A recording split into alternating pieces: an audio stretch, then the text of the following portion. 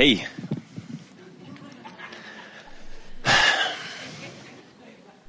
So I was sort of...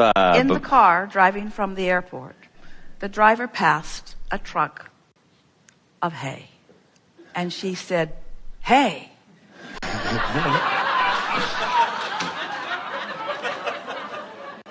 And everyone in the car laughed and meant it. And then explained to her that they are as corny as she is. It was a marriage made in heaven.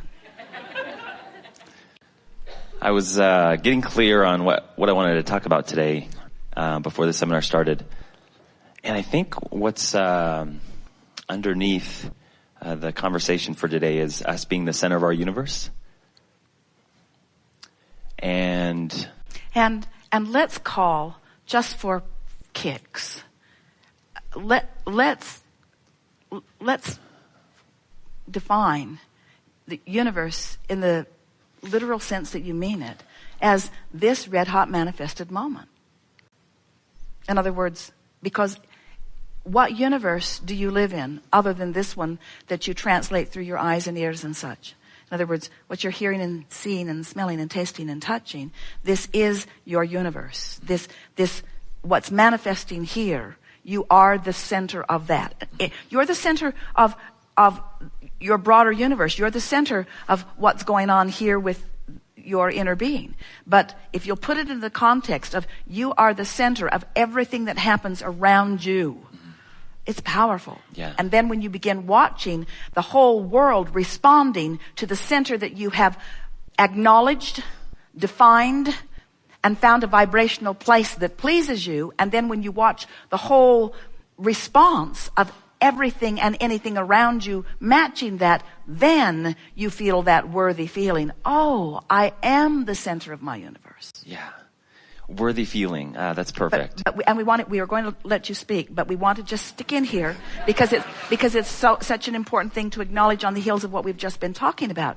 Is that first, it is important that you get it, that it is the emotion that you are in charge of and in control of. And once you manage that, then the rest will fall into place. But until you get that in place first, because you don't feel like the center of the universe when you're mistreated by others or when something bad happens to you. It doesn't feel like you're the center of the universe. Because you think if you were, it would have turned out different, or would be turning out differently.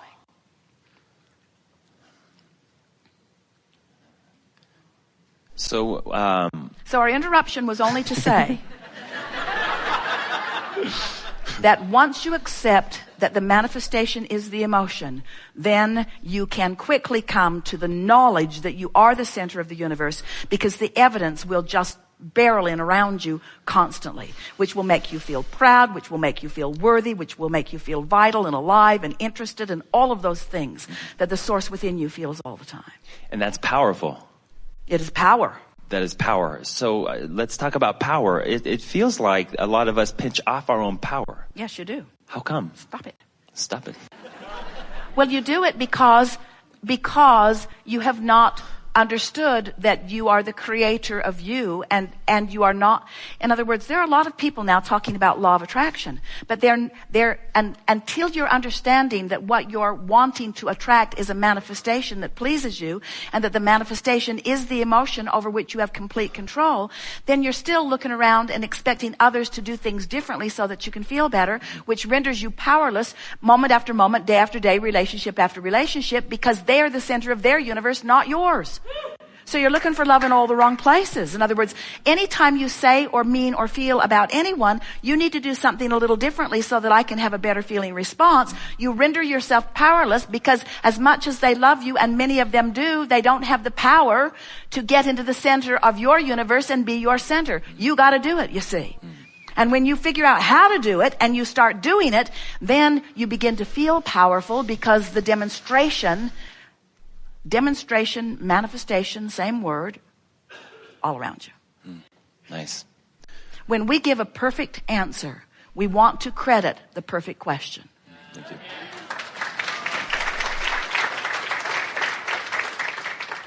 But there went again. We need more.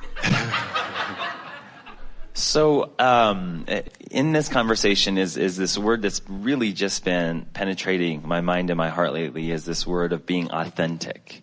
What does it mean for us to be authentic? Be who you are. Be who you are. Because your authentic self is in the vortex thriving.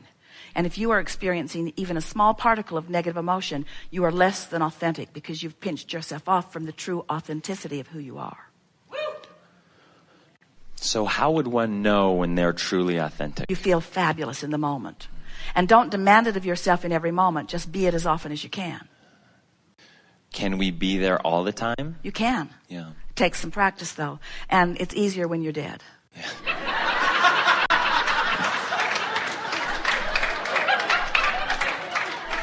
Because as long as you're physically focused, there are people around you who are going to disappoint you or who are going to misbehave. And you don't want to withdraw. Well, many of you do. You join country clubs and such. You withdraw from anything that isn't pleasing. But you don't want to withdraw. You want what you really want. Here's the way, if we were standing in your physical shoes, that we would achieve and maintain, for the most part, our physical human authenticity, meaning our physical human alignment with the whole of who we are. We would really focus upon the making peace in the moment with what is part. Because in just relaxing and accepting what is in an attitude of okayness, let's see if we can hit this in a stronger way. So let's say that you're having a moment that feels less than good for some reason. Maybe someone's disappointed you. Maybe someone that you care about is struggling with something. It doesn't matter what the issue is. But you're having this manifested moment where you are feeling the pinched offness that you were describing of who you really are, and taking it far enough to say to yourself, I'm not authentically being who I am. So then, as you stop and wish that it could be better, you're still not authentically who you are, because the source within you is not doing that. If you stop and try to push it away in any way, you're still disallowing your alignment with who you are. But when you relax in an attitude of it's okay no matter what it is, because it's only the beginning of the journey to where I really want to be, there's a absence of resistance. If you've been listening to us for a while, and you have, you've heard us say on many occasions that when you sat before Jesus or other healers, there were many, dripping your illness, he did not see your illness. But we want to enhance that statement by saying it wasn't that it wasn't visible and he was blind to it. It was that he felt no concern about it. He didn't worry about it. He was not having an emotional response to your illness, because his complete emotional response was to your wellness. So he could behold your illness without freaking out. This is a new message from Jesus. I could behold an illness without freaking out, because the illness didn't bother me, because it wasn't authentic. It wasn't reality. The reality is over here. It was just the beginning of the journey to which I was giving my undivided attention. And there's something in that no one's quite got their thoughts and feelings around yet, that is very powerful, because almost everyone is still feeling sorrow or wishing that it could be better, or hoping for the best where there's still some resistance in it. Where if in the compassionate, complete acceptance of the okayness of where you are, there's a complete and utter absence of resistance. Now hear what happens then. In the utter absence of resistance, this powerful vortex, you said it was powerful, and it is, this powerful vortex now, in the absence of resistance, takes you right into clear view, takes you right in, where the manifestations that please you can be revealed to you, and then you know you are the center. So, are you the center of the universe, or are you the center of your vortex? And what's uncomfortable is not letting yourself be the center of that powerful amassing of cooperative components. when you get into the vortex, you have an instant manifestation of positive emotion, or you're not in the vortex. So when you get that, now you've accomplished everything that you ever would want to accomplish, and as you learn to maintain the frequency of that, then all the other stuff begins to reveal itself to you. And in that revelation, you then know unequivocally your power. That was really good. That was good.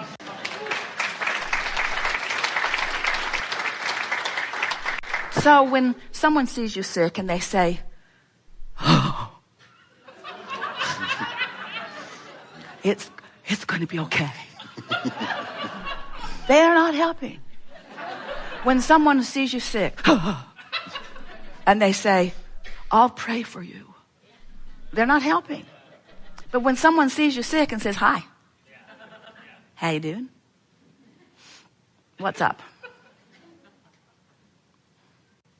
No emotional terrorizing, because they're so solidly in their knowledge of well-being that everything they see, a nation in poverty, a country in financial disruption, a physical body in unpleasant diagnosis, a family in financial disaster, and looking right at it and accepting it in this soft, knowledgeable understanding that this is the starting of a journey, and that, ooh, look over there. Huh.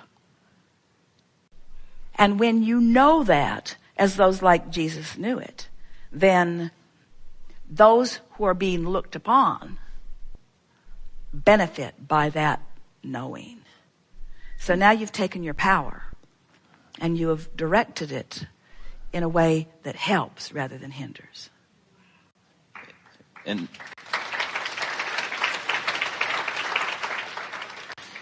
And so all of that you mentioned, being authentic, is owning our power.